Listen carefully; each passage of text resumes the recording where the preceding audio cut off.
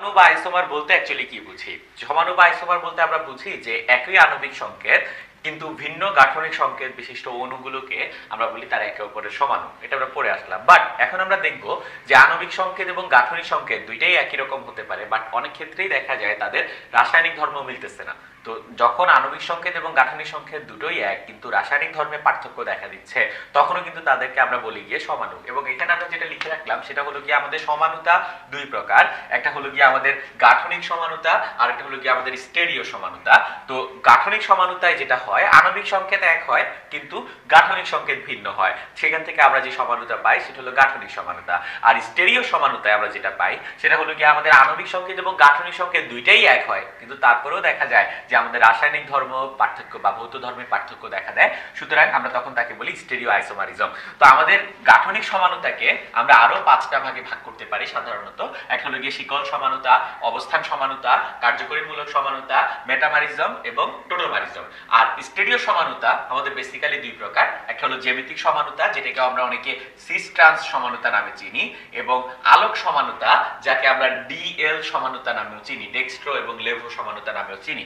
আমরা এখন যে কাজটা করব, আমরা প্রথমে গাঠনিক সমানুতার যে পাঁচটা প্রকারভেদ, সেই পাঁচটা প্রকারভেদ সম্পর্কে ডিটেলসে জানবো, এবং এরপর আমরা স্টেরিও সমানুতা নিয়ে আমরা গাঠনিক সমানুতা নিয়ে আলোচনা করব। গাঠনিক সমানুতার ভিতর সবার আগে যেটা নিয়ে আলোচনা করি আমরা, সেটা হলো গিয়ে শিকল সমানুতা। তো শিকল সমাণু বা শিকল সমানুতা হলো সেই জিনিসটা যেখানে আমরা প্রধান শিকলের দৈর্ঘ্য পরিবর্তন করে নতুন নতুন সমাণু পাই। যেমন আমাদের C5H12 দেওয়া আছে, যাকে নরমালি যদি আমরা বলি C5H12 এক প্রকার অ্যালকেন, 5 কার্বনের অ্যালকেন, এটাকে আমরা বলি পেন্টেন। তো এখন আমাদের C5H12 কে আমি অনেকভাবে রিপ্রেজেন্ট করতে পারি। ফর এক্সাম্পল, আমি প্রথম যে উদাহরণটা দেখতে পাচ্ছি সেই উদাহরণে আমাদের 5টা কার্বন একই শিকলে আছে আর প্রতিটার সাথে হাইড্রোজেন যুক্ত আছে। সেখান থেকে আমরা যে C5H12 পাই একে আমরা বলি এন পেন্টেন, নরমাল পেন্টেন, একই শিকলে আছে 5টা। তো এখানে আমাদের প্রধান শিকলের দৈর্ঘ্য কত? এখানে আমাদের প্রধান শিকলের দৈর্ঘ্য হলো গিয়ে 5।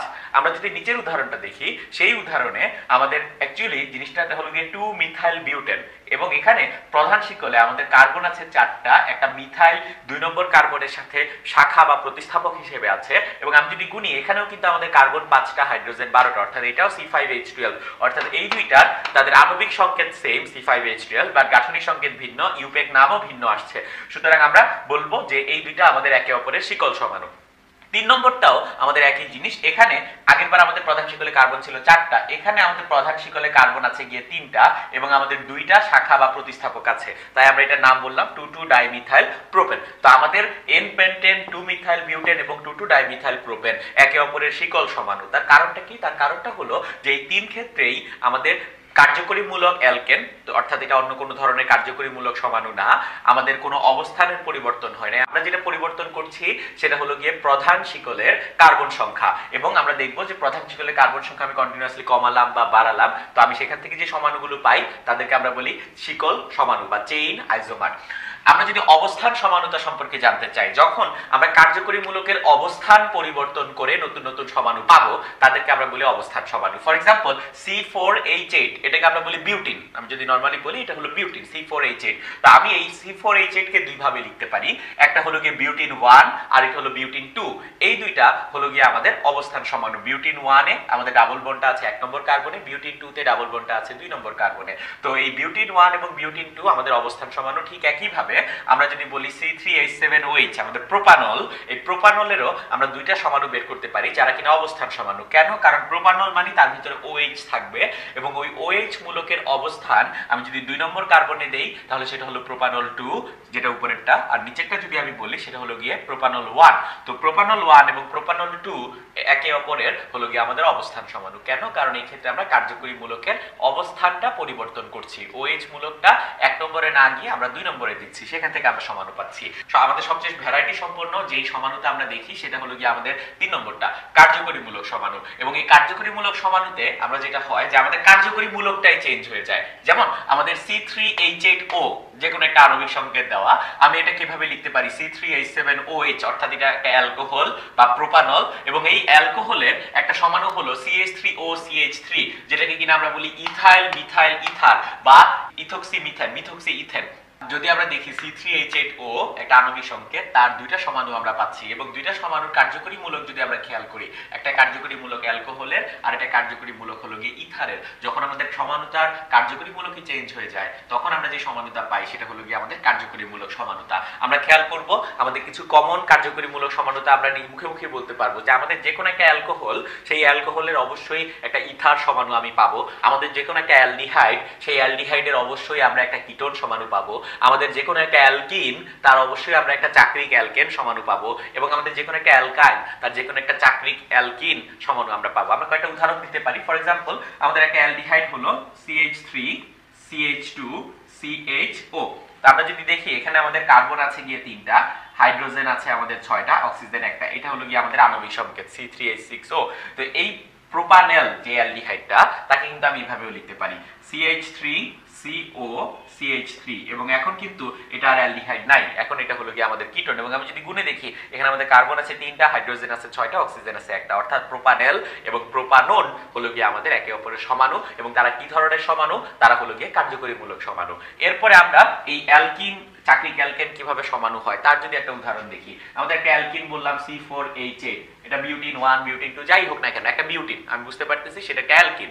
ওই C4H8 এর একটা সমাণু হলো গিয়ে সাইক্লোবিউটেন। সাইক্লোবিউটেনের সংকেত হলো গিয়ে CH2, এরকম 4টা, এবং তারা একটা চক্র গঠন করতেছে। তো আমি যদি দেখি বিউটিনে যেরকম, বিউটিন একটা হলো গিয়ে মুক্ত শিকল যৌগ, এবং সেই মুক্ত শিকল যৌগে 4টা কার্বন 8টা হাইড্রোজেন আছে। আর সাইক্লোবিউটিন একটা বদ্ধ শিকল যৌগ, এবং সেই বদ্ধ শিকল যৌগেও 4টা কার্বন 8টা হাইড্রোজেন আছে। সুতরাং আমাদের অ্যালকিনের একটা সমাণু আমরা পাবো চাক্রিক অ্যালকেন, এবং আমরা একটু চিন্তা করেই বুঝতে পারবো অ্যালকাইন, তার একটা সমাণু পাবো আমরা গিয়ে চাক্রিক অ্যালকিন। তো আমাদের একটা প্রশ্ন খুবই কমন মাঝে মধ্যে দিতে পারে যে আমরা যখন সমানুতা বলি, আমাদের একটা অসম্পৃক্ত যৌগ, তার একটা সমাণু একটা সম্পৃক্ত যৌগ, এটা কিভাবে সম্ভব? অনেকভাবেই হতে পারে। যার সবচেয়ে সহজ উদাহরণটা হলো আমাদের একটা অ্যালকিন যে কিনা অসম্পৃক্ত, তার একটা সমাণু হলো গিয়ে চাক্রিক অ্যালকেন যেটা কিনা আবার সম্পৃক্ত। তো অসম্পৃক্ত অ্যালকিনের সমাণু হলো গিয়ে সম্পৃক্ত চাক্রিক অ্যালকেন। তো এই ব্যাপারটা আমরা একটু খেয়াল রাখবো। আমরা 3 প্রকার গাঠনিক সমানতা নিয়ে আলোচনা করলাম। এখন আরো বাকি 2 প্রকার সেটা হলো গিয়ে আমাদের মেটামারিজম এবং টোটোমারিজম নিয়ে আমরা আলোচনা করব। তো মেটামারিজম আমাদের এক প্রকার অবস্থান সমানতা, এবং আমরা মেটামারিজম এবং অবস্থান সমানতার মাঝে পার্থক্যটা একটু বোঝার ট্রাই করব। ফর এক্সাম্পল, আমরা দেখি এখানে 2টা উদাহরণ আমরা দেখতে পাচ্ছি। একটা হলো গিয়ে আমাদের 5 কার্বনের কিটোন পেন্টানোন 2, এবং আরেকটা হলো গিয়ে আমাদের 5 কার্বনেরই কিটোন বাট পেন্টানোন 3। তো পেন্টানোন 2 এবং পেন্টানোন 3 আমাদেরকে যদি প্রশ্ন করলো তারা কি ধরনের সমাণু, সহজেই আমাদের মাথায় আসে যে তারা হলো গিয়ে অবস্থান সমাণু, কারণ কার্যকরী মূলকের অবস্থানটা চেঞ্জ হচ্ছে। কিন্তু এই ক্ষেত্রে আমরা যেটা চিন্তা করি, আমাদের কার্যকরী মূলকের 2 হাতে আমাদের যেই মূলকগুলি যুক্ত আছে, যে অ্যালকাইল মূলকগুলি যুক্ত আছে, সেই অ্যালকাইল মূলকগুলোর সংখ্যা পরিবর্তন হচ্ছে। প্রথমবার তার এক হাতে ছিল 1টা কার্বন, অন্য হাতে ছিল 3টা কার্বন। পরের বার তার এক হাতে ছিল 2টা কার্বন, অন্য হাতে 2টা কার্বন। তো কার্যকরী মূলকের 2 হাতে অ্যালকাইল মূলকের সংখ্যা পরিবর্তনের ফলে আমরা যে ধরনের সমানুতা পাই তাকে আমরা বলি গিয়ে মেটামারিজম। এবং এটা এক প্রকার অবস্থান সমানুতা। নরমাল অবস্থান সমানুতা যেটা হয়, কার্যকরী মূলকের অবস্থানটা চেঞ্জ হয়। বাট এই ক্ষেত্রে কিন্তু কার্যকরী মূলকের অবস্থান চেঞ্জ না হয়ে কার্যকরী মূলকের 2 পাশে অ্যালকাইল মূলকের সংখ্যা চেঞ্জ হচ্ছে। সেখান থেকে আমরা পাচ্ছি মেটামারিজম। মেটামারিজম কাদের কাদের হয়? সবার ক্ষেত্রে মেটামারিজম কিন্তু দেখা যায় না। আমরা দেখবো যে কিটোন টাইপের যৌগে বা ইথার টাইপের যৌগে, বা আমরা যদি বলি 2 ডিগ্রি অ্যামিন যে যৌগগুলি আছে, তাদের ক্ষেত্রে আমরা কিন্তু মেটামারিজম দেখতে পাই। আর সবার শেষে যে প্রকার গাঠনিক সমানতা আমরা খেয়াল করব সেটা হলো গিয়ে আমাদের টোটোমারিজম। এবং টোটোমারিজমের আরেকটা নাম হলো গিয়ে কিটো ইনল সমানুতা। কিটো ইনল সমানুতা। এখন টোটোমারিজমকে আমরা গতিশীল সমানুতাও বলি। এর কারণটা হলো যে আমাদের একটা পাত্রের ভিতর এ কার্যকরী মূলক বিশিষ্ট একটা যৌগ রেখে দিলাম। পাত্রটা একদম বায়ুরুদ্ধ, বাতাস টাতাস কিছুই ঢুকতে পারবে না, কোনো কিছু বিক্রিয়া করতে পারবে না। কিছুক্ষণ পর আমি দেখলাম পাত্রের ভিতরে এ কার্যকরী মূলক বিশিষ্ট যৌগটা আর নাই, পাত্রের ভিতর বি নামে কার্যকরী মূলক বিশিষ্ট একটা যৌগ আমি পাচ্ছি। অর্থাৎ অটোমেটিক স্বতঃস্ফূর্তভাবে এ থেকে বি হচ্ছে, বি থেকে এ হচ্ছে। এই ধরনের সমানুতাকে আমরা বলি টোটোমারিজম বা গতিশীল সমানুতা।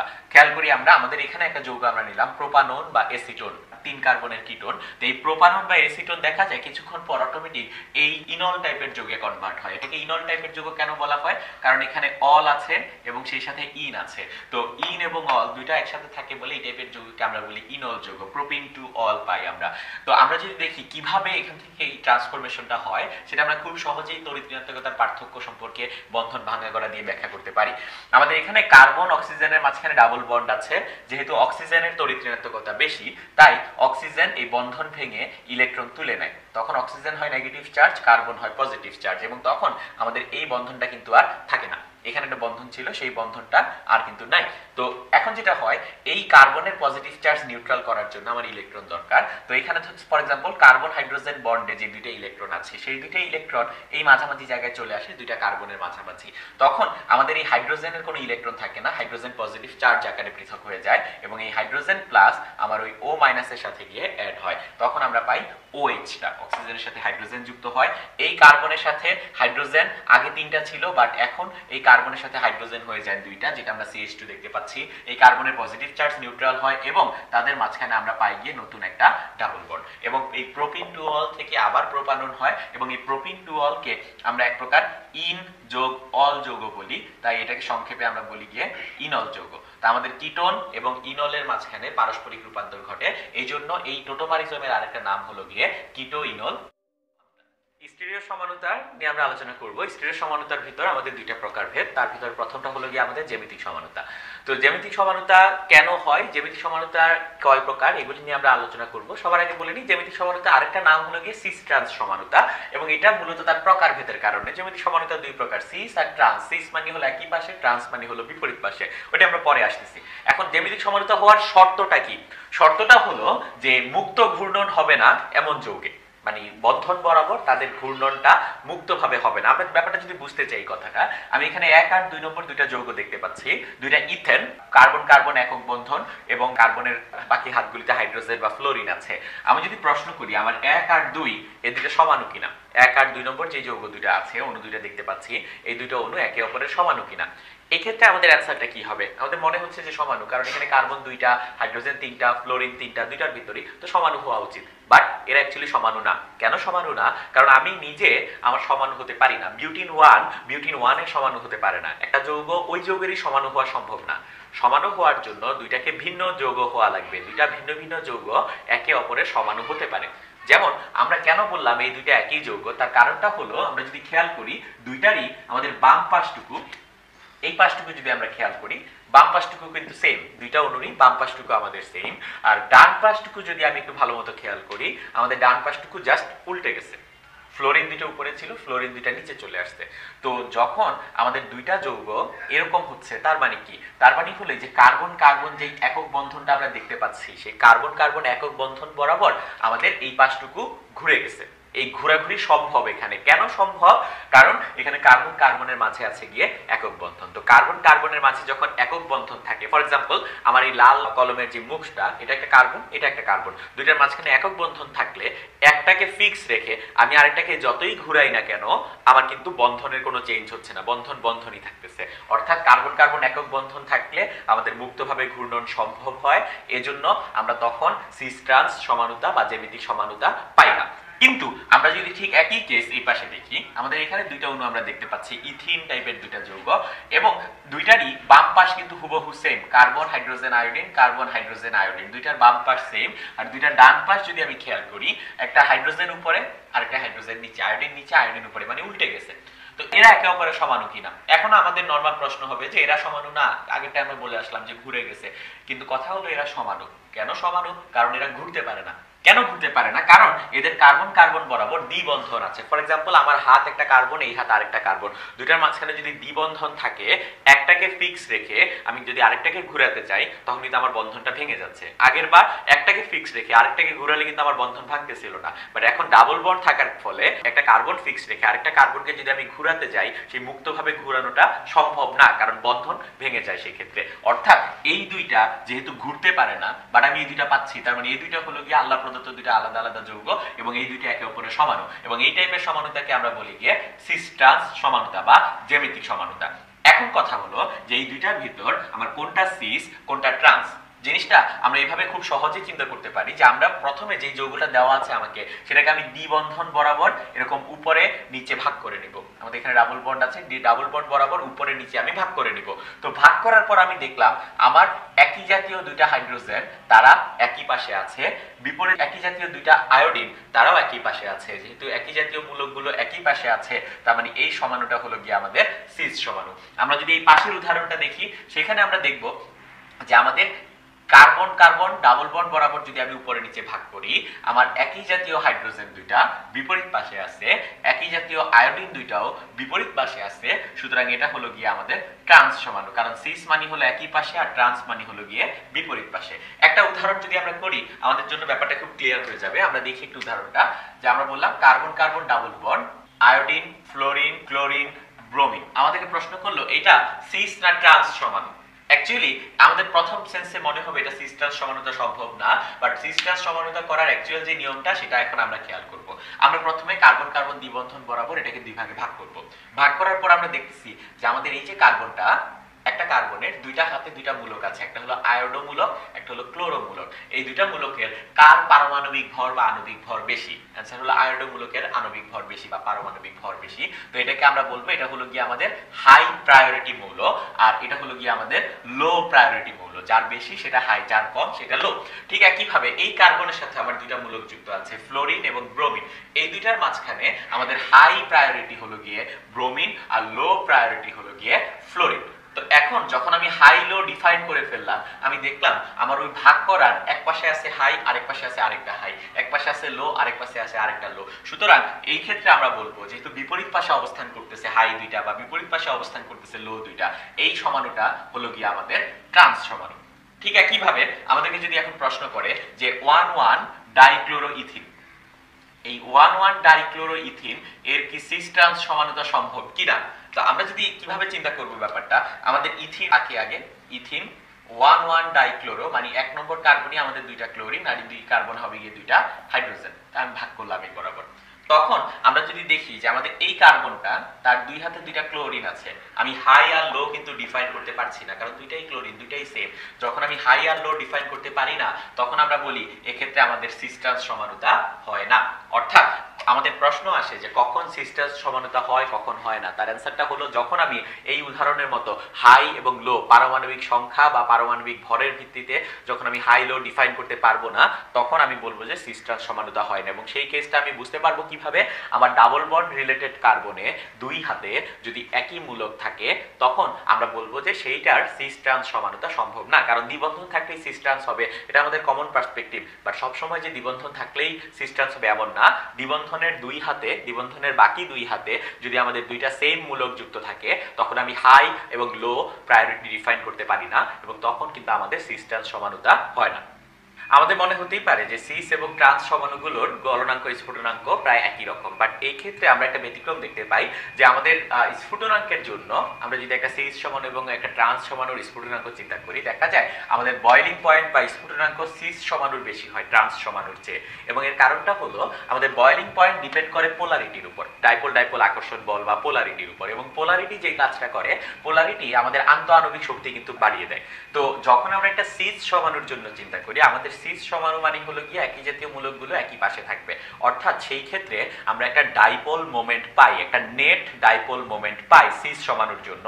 কিন্তু যখন আমরা ট্রান্স সমাণুর জন্য চিন্তা করি, ট্রান্স সমাণুর জন্য আমাদের অধিক তড়িৎ ঋণাত্মক মৌলটা একবার যদি উপরে থাকে, আরেকবার অধিক তড়িৎ ঋণাত্মক মৌলটা নিচে থাকে, এবং তখন আমার নেট ডাইপোল মোমেন্টের পরিমাণ কিন্তু জিরো হয়ে যায়। অর্থাৎ সেই ক্ষেত্রে আমাদের আন্তঃআণবিক শক্তি ভ্যান ডার ওয়ালস বল যতটুকু ততটুকুই, কোনো এক্সট্রা কোনো শক্তি কিন্তু আমরা পাই না ডাইপোল ডাইপোল আকর্ষণ বলের কারণে। সিসের জন্য আমরা যেরকম পাই, ট্রান্সের জন্য আমরা ওইরকম পাই না। এই জন্য আমরা বলি যে আমাদের সিস সমাণু তার পোলারিটি বা ডাইপোল ডাইপোল আকর্ষণ বলের পরিমাণ বেশি বলে সিস সমাণুর ক্ষেত্রে আমাদের বয়লিং পয়েন্ট বা স্ফুটনাঙ্কের পরিমাণ নরমালের চেয়ে বেশি হয়।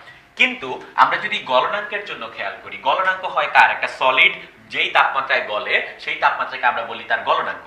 তো একটা গলনাঙ্কের জন্য আমাদের দেখা যায় ট্রান্স সমাণু বেশি গলনাঙ্ক শো করে সিস সমাণুর চেয়ে। এবং এই গলনাঙ্ক ব্যাপারটা ডিপেন্ড করে আমাদের সিমেট্রির উপর, প্রতিসাম্যতার উপর। এবং প্রতিসাম্যতা কি ডিফাইন করে? প্রতিসাম্যতা আমাদের একটা কঠিন পদার্থ, একটা সলিড কতটুকু কাছাকাছি ভাবে ঘন সন্নিবিষ্ট হয়ে প্যাকিং হতে পারে বা ঘন সন্নিবিষ্ট গঠন আমরা দেখতে পারি, সেটা প্রতিসাম্যতার উপর ডিপেন্ড করে। তো আমরা যদি চিন্তা করি একটা সিসের চেয়ে একটা ট্রান্স সমাণুর কিন্তু প্রতিসাম্যতা ভালো মতো প্রতিসম একটা ট্রান্স সমাণু।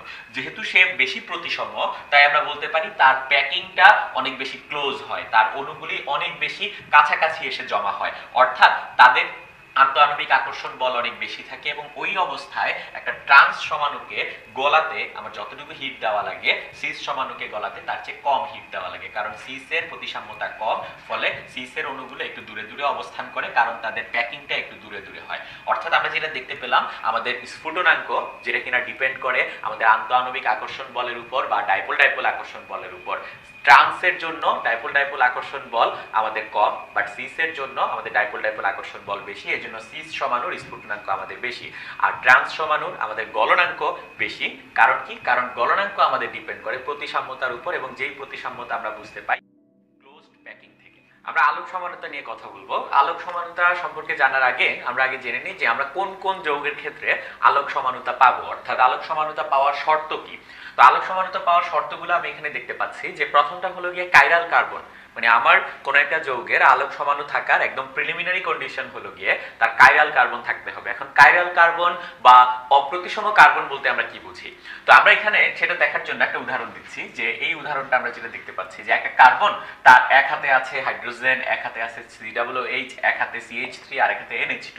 একটা কার্বনের চার হাতে যখন চারটা ভিন্ন ভিন্ন মূলক যুক্ত আছে, তখন আমরা এই মাঝখানের যে কার্বনটা, যেই কার্বনের চার হাতে চারটা ভিন্ন ভিন্ন মূলক যুক্ত, তাকে আমরা বলি কাইরাল কার্বন। এবং এই কার্বনটার উপরে আমরা এরকম একটা স্টার চিহ্ন দিয়ে বুঝাই যে এটা হলো গিয়ে আমাদের কাইরাল কার্বন। এই যৌগে কিন্তু আরো দুইটা কার্বন আছে, ওই কাইরাল কার্বন ছাড়াও আরো দুইটা কার্বন আছে, বাট আমি একটু চিন্তা ভাবনা করলেই দেখবো ওই কার্বনগুলোর চার হাতে চারটা ভিন্ন ভিন্ন মূলক কিন্তু নেই। ঠিক একই ভাবে আমরা যদি নিচের উদাহরণটা খেয়াল করি, এই উদাহরণে আমাদের কার্বন আছে গিয়ে মোট চারটা, বাট এই চারটা কার্বনের ভিতর আমাদের কাইরাল কার্বন কিন্তু শুধুমাত্র দুইটা।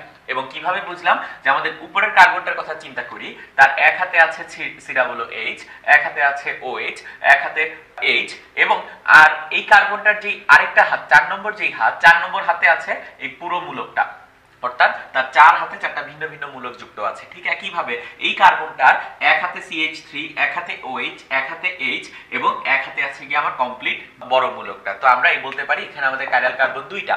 এবং আমরা একটা সূত্র দেখব যে আমার যদি n সংখ্যক কাইরাল কার্বন থাকে কোন একটা যৌগে, n সংখ্যক কাইরাল কার্বন থাকলে আমাদের আলোক সমাণু সেটা হবে গিয়ে 2 টু দি পাওয়ার n সংখ্যক। একটা সাধারণ যৌগে, যেগুলো মেসো যৌগ না, সেরকম একটা যৌগে আমরা যদি n সংখ্যক কাইরাল কার্বন থাকে, তখন আমরা বলবো আমাদের সমাণু হলো গিয়ে 2 টু দি পাওয়ার n।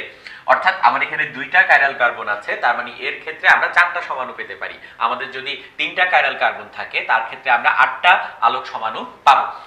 এখন 2 নম্বর যেটা বললাম, প্রথম শর্ত ছিল কাইরাল কার্বন, দ্বিতীয় শর্ত হলো গিয়ে আলোক সক্রিয় হতে হবে। আলোক সক্রিয়তা বোঝার জন্য আমাদের আগে পোলারাইজেশন বা পোলারাইজার সম্পর্কে ধারণা থাকা দরকার। তো পোলারাইজার কি বা পোলারাইজেশন কি, মানে আমাদের যেই আলো আছে, আমরা যদি সেই আলোগুলিকে একটা ছবি তুলি, ফর এক্সাম্পল আমরা দেখবো এরকম একটা ছবি পাবো। অর্থাৎ আমাদের আলোগুলি যদি কণা আকারে চারদিকে ছড়ায় ছিটিয়ে পড়ে, তো তাদের কোনো ঠিক ঠিকানা নাই, যে যেদিকে ইচ্ছা মানে যে কোনো তল বরাবর তারা ছোটাছুটি করতেছে।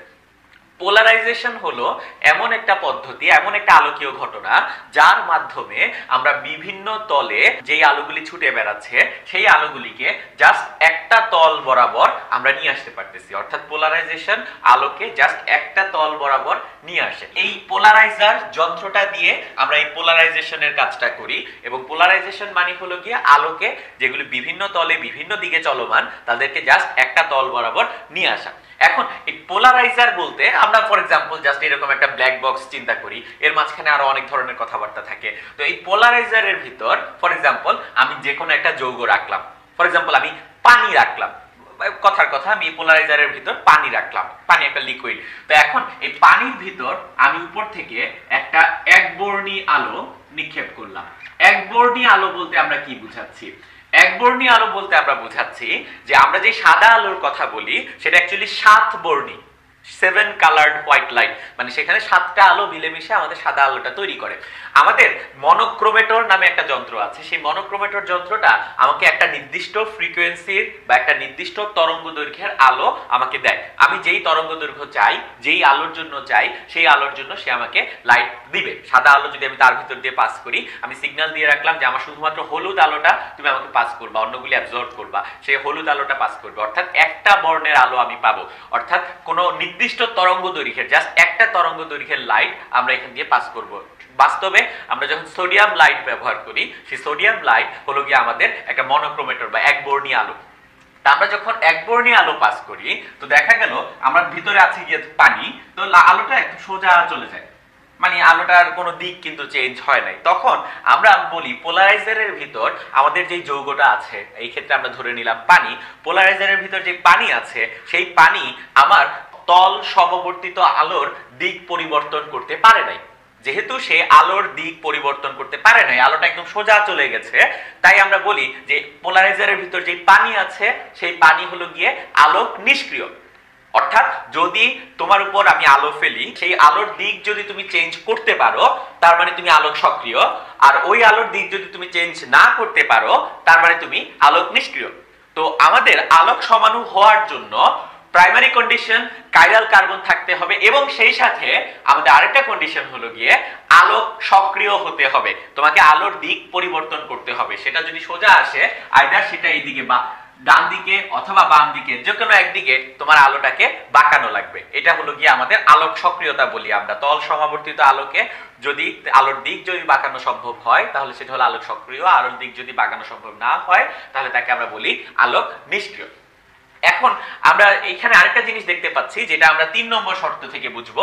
আমাদের প্রথম শর্ত ছিল কাইরাল কার্বন বা অপ্রতিসম কার্বন থাকতে হবে, দ্বিতীয় শর্ত হলো গিয়ে আলোক সক্রিয় হতে হবে, 3 নম্বর শর্ত হলো গিয়ে দর্পণ প্রতিবিম্ব হতে হবে, এবং 4 নম্বর শর্ত হলো গিয়ে অপরিস্থাপনীয় কাঠামো হতে হবে। খেয়াল করি আমরা এখানে দুইটা আলোক সমাণু আমরা জানি, এই দুইটা আলোক সমাণু। তো একটা হলো গিয়ে ডি ল্যাকটিক অ্যাসিড আর একটা হলো গিয়ে এল ল্যাকটিক অ্যাসিড। তো ডি ল্যাকটিক অ্যাসিড আর এল ল্যাকটিক অ্যাসিডের গঠন আমি পাশাপাশি আঁকলাম। এখন আমি একেই কিন্তু বুঝতে পারতেছি যে এই দুইটা একে অপরের মিরর ইমেজ বা দর্পণ প্রতিবিম্ব। আমি যদি মিররে আমার এই ডি ল্যাকটিক অ্যাসিডটাকে দেখি, আমি কিন্তু মিররে এল ল্যাকটিক অ্যাসিডটাকে পাবো। অর্থাৎ অনেক সময় আমরা ছোটবেলায় যেই পেপারে বিভিন্ন কুইজ পড়তাম, বিভিন্ন ধাঁধা পড়তাম, ধাঁধার উত্তরটা কিন্তু মিরর ইমেজ আকারে দিত, এবং এটা আয়নায় ধরলে আয়নায় কিন্তু আমরা অ্যাকচুয়ালি সত্যিকারের অ্যান্সারটা দেখতে পেতাম। অনেকটা ওইরকমই আমি যদি এইটাকে কেটে আয়নায় ধরি আমি ওই জিনিসটা এল ল্যাকটিক অ্যাসিড পাবো, বা এল ল্যাকটিক অ্যাসিডকে যদি আমি আয়নায় ধরি আমি ডি ল্যাকটিক অ্যাসিড পাবো। এবং অপরিস্থাপনীয় কাঠামো কথাটা বোঝার জন্য আমরা এইভাবে বলতে পারি যে ফর এক্সাম্পল আমার এই হাতটা এবং এই হাতটা, এই দুইটা হাতকে যদি আমি একে অপরের উপর জাস্ট নরমালি স্থাপন করি, দুইটাকে জাস্ট এইভাবে স্থাপন করি, আমি কখনো কিন্তু পারফেক্টলি ম্যাচ করতে পারতেছি না।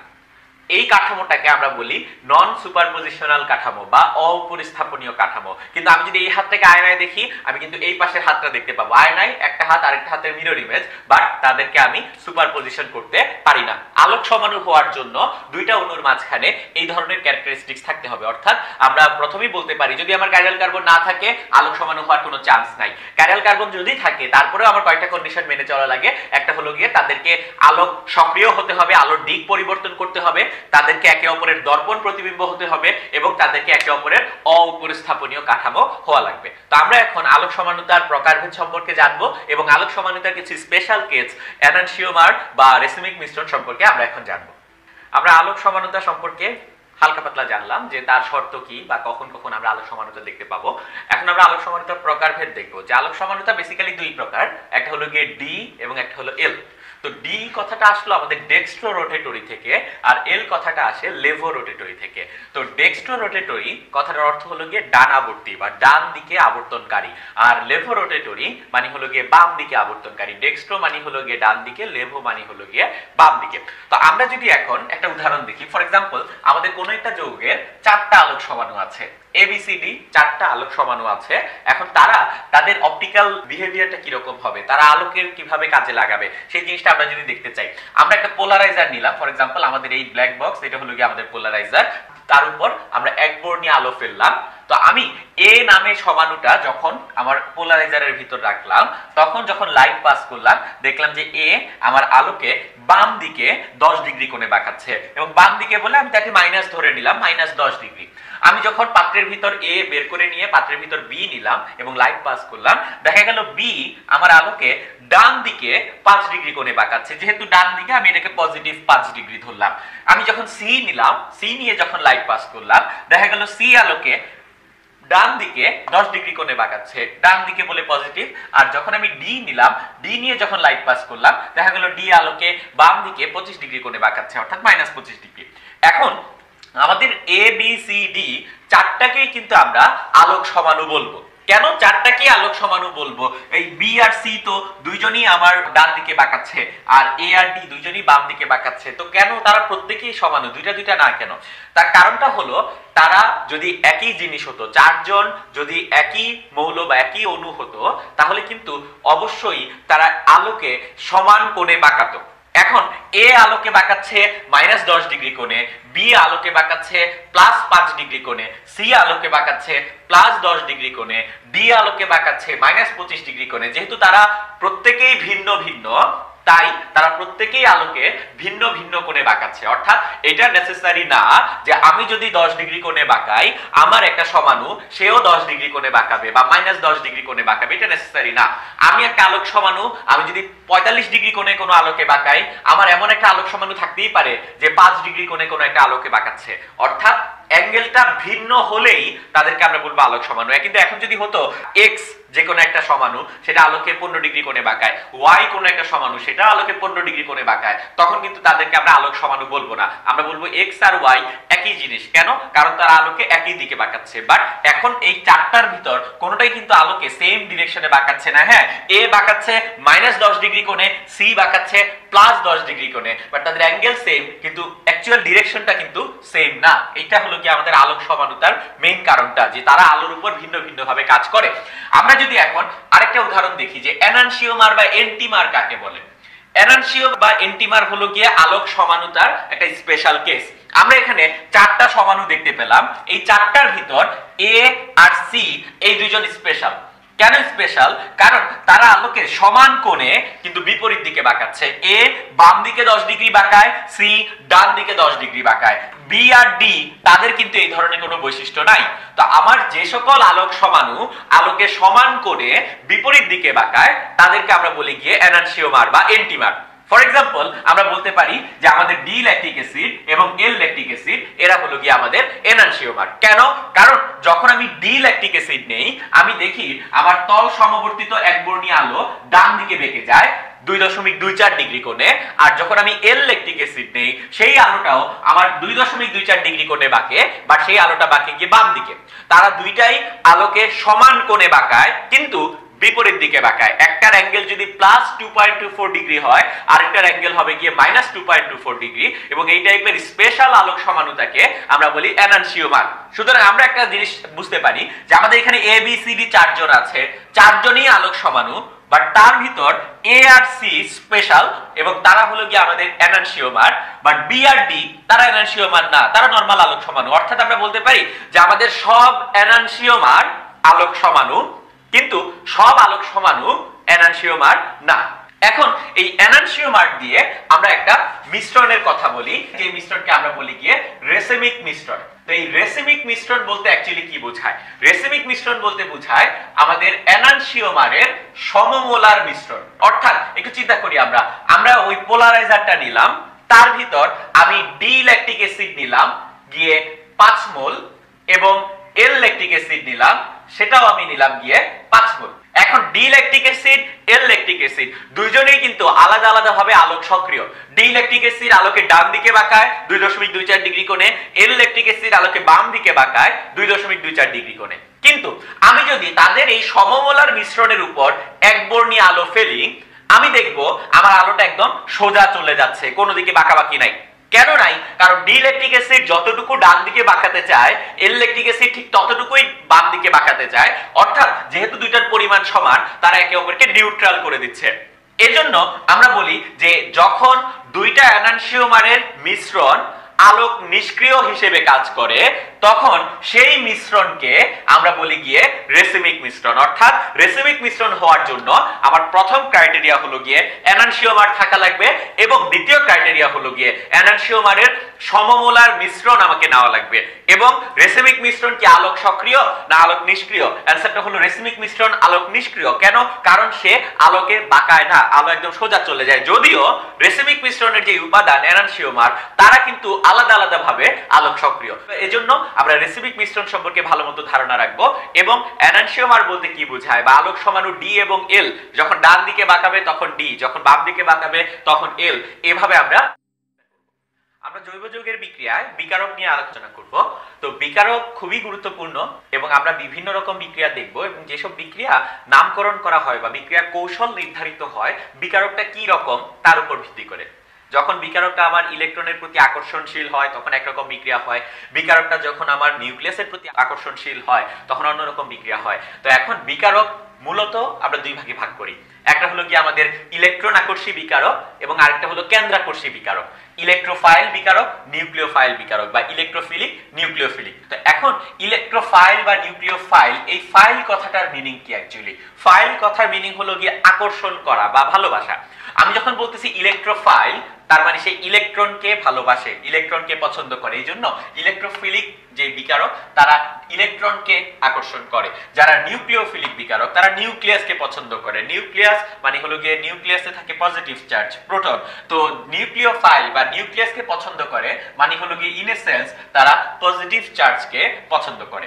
তো আমাদের এটা খুব ভালো মতো বোঝা লাগবে একটা বিকারক দেখেই, যাতে আমি আইডেন্টিফাই করতে পারি যে সেটা কি ইলেকট্রোফিলিক নাকি নিউক্লিওফিলিক। তো ফর এক্সাম্পল আমরা নিউক্লিওফিলিক বিকারক সম্পর্কে আগে জানি যে নিউক্লিওফিলিক বিকারক কারা কারা হতে পারে। প্রথম যারা নিউক্লিওফিলিক হতে পারে, নিউক্লিওফিলিক সে নিউক্লিয়াসকে পছন্দ করবে, সে পজিটিভ চার্জকে পছন্দ করবে। প্রথমত সে যেটা হতে পারে, সে নিজে নেগেটিভ চার্জ যদি হয় তাহলে সে অবশ্যই আমাদের নিউক্লিওফিলিক হবে। যে সকল বিকারক আমাদের নেগেটিভ চার্জ বিশিষ্ট তারা হলো গিয়ে আমাদের নিউক্লিওফিলিক। ফর এক্সাম্পল আমরা যদি বলি OH মাইনাস একটা নিউক্লিওফিলিক বিকারক, বা আমরা যদি বলি গিয়ে যে ক্লোরিন মাইনাস বা ব্রোমিন মাইনাস বা যে কোনো কার্বন যার নেগেটিভ চার্জ অর্থাৎ কার্বন আয়ন, তো এগুলো হলো কি আমাদের নিউক্লিওফিলিক বিকারক। অর্থাৎ যদি নেগেটিভ চার্জ বিশিষ্ট কোনো একটা বিকারক আমরা দেখি সেটা অবশ্যই হবে কি আমাদের নিউক্লিওফিলিক বিকারক। নিউক্লিওফিলিক বিকারক আরেক ধরনের জিনিস হতে পারে যাদের লোন পেয়ার বা মুক্তজোড় ইলেকট্রন আছে। ফর এক্সাম্পল আমরা বলি যে পানির মুক্তজোড় ইলেকট্রন আছে, বা অ্যামোনিয়া তার মুক্তজোড় ইলেকট্রন আছে। তো যাদের মুক্তজোড় ইলেকট্রন আছে, বা সায়ানাইড Cn- এটা নেগেটিভ চার্জ, ওইভাবে চিন্তা করা যায়। যাদের মুক্তজোড় ইলেকট্রন আছে তাদের নরমালের চেয়ে ইলেকট্রন বেশি আছে। দ্যাটস ওয়াই তারা এমন কাউকে আকর্ষণ করে যারা কিনা ইলেকট্রনকে নিতে পারে, যারা পজিটিভ চার্জ। এই জন্য আমাদের যাদের লোন পেয়ার ইলেকট্রন আছে তারা নিউক্লিওফিলিক। আর আরেক ধরনের পদার্থ আছে যারা নিউক্লিওফিলিক হয়, তারা হলো গিয়ে যাদের ইলেকট্রন নরমালের চেয়ে বেশি, অর্থাৎ যাদের অষ্টক সম্প্রসারণ হয়। আমরা অষ্টক সংকোচন এবং অষ্টক সম্প্রসারণ সম্পর্কে জানি। তাদের সর্ববহিষ্ঠ শক্তি স্তরে 8টার থেকে বেশি ইলেকট্রন থাকে। ফর এক্সাম্পল সালফার হেক্সাফ্লোরাইড তার 12টা ইলেকট্রন থাকে সালফারের সর্ববহিষ্ঠ শক্তি স্তরে। আয়োডিন হেপ্টাফ্লোরাইড, আয়োডিনের সর্ববহিষ্ঠ শক্তি স্তরে ইলেকট্রন থাকে গিয়ে 14টা। তো যাদের সর্ববহিষ্ঠ শক্তি স্তরে নরমালের যে ইলেকট্রন বেশি থাকে তারা নিউক্লিওফাইল, অর্থাৎ তারা নিউক্লিয়াসকে পছন্দ করে কারণ তাদের ইলেকট্রন বেশি। তো আমরা দেখতে পাচ্ছি আমাদের নিউক্লিওফিলিক মূলত 3 শ্রেণীর হতে পারে, বা এটাকে আমরা দুইটা ভাগে ভাগ করতে পারি। একটা হলো গিয়ে আমাদের ঋণাত্মক চার্জ বিশিষ্ট নিউক্লিওফাইল, যে কোনো নেগেটিভ চার্জ আমাদের নিউক্লিওফাইল হবে, এবং আরেকটা হলো গিয়ে আমাদের প্রশম নিউক্লিওফাইল। প্রশম নিউক্লিওফাইল মানে এরা নেগেটিভ চার্জ না, বাট তারপরেও এরা নিউক্লিয়াসকে আকর্ষণ করে। এবং কেন আকর্ষণ করে? কারণ আইদার তাদের লোন পেয়ার ইলেকট্রন আছে অথবা তারা অষ্টক সম্প্রসারণ। আর আমরা যদি এখন ইলেকট্রোফিলিক বা ইলেকট্রনকে পছন্দ করে এই টাইপের কাউকে দেখি, প্রথম যেটা হবে সেটা হলো গিয়ে ইলেকট্রনকে পছন্দ করবে কে? ইলেকট্রন মানে নেগেটিভ চার্জ, নেগেটিভ চার্জকে পছন্দ করবে গিয়ে আমাদের পজিটিভ চার্জ। তো আমরা যদি দেখি আমাদের পজিটিভ চার্জ কারা আছে, হাইড্রোজেন প্লাস বা হাইড্রোনিয়াম আয়ন, বা হলো গিয়ে যে কোনো কার্বনের পজিটিভ চার্জ বা কার্বোক্যাটায়ন যেগুলো, সেগুলো হলো গিয়ে আমাদের ইলেকট্রোফিলিক বিকারক। কেন? কারণ তারা পজিটিভ চার্জ বিশিষ্ট এবং তারা আমাদের ইলেকট্রনকে আকর্ষণ করে। দ্যাটস ওয়াই তাদেরকে আমরা বলি ইলেকট্রোফাইল। আর আরেক ধরনের আমরা ইলেকট্রোফাইল পেতে পারি যাদের অষ্টক সংকোচন হয়। অষ্টক সংকোচন হয় কাদের? কয়েকটা উদাহরণ যদি আমরা খেয়াল করি, একটা হলো গিয়ে আমাদের বোরন ট্রাইক্লোরাইড, বেরিলিয়াম ক্লোরাইড বা অ্যালুমিনিয়াম ক্লোরাইড। এই যৌগগুলিতে আমরা যদি দেখি তাদের সর্ববহিষ্ঠ শক্তি স্তরে 8টা ইলেকট্রন থাকার কথা, বাট এর আছে গিয়ে সর্ববহিষ্ঠ শক্তি স্তরে 4টা। বোরন ট্রাইক্লোরাইডের আছে 6টা, এটারও আছে সর্ববহিষ্ঠ শক্তি স্তরে 6টা। তাদের অষ্টক সংকুচিত হচ্ছে, যেহেতু তাদের 8টা ইলেকট্রনের চেয়ে কম ইলেকট্রন আছে, তাই তারা এখনো একটা স্থিতিশীল যৌগ তৈরি করার পরেও তারা কিন্তু ইলেকট্রনকে আকর্ষণ করে, ইলেকট্রনকে চায় তারা।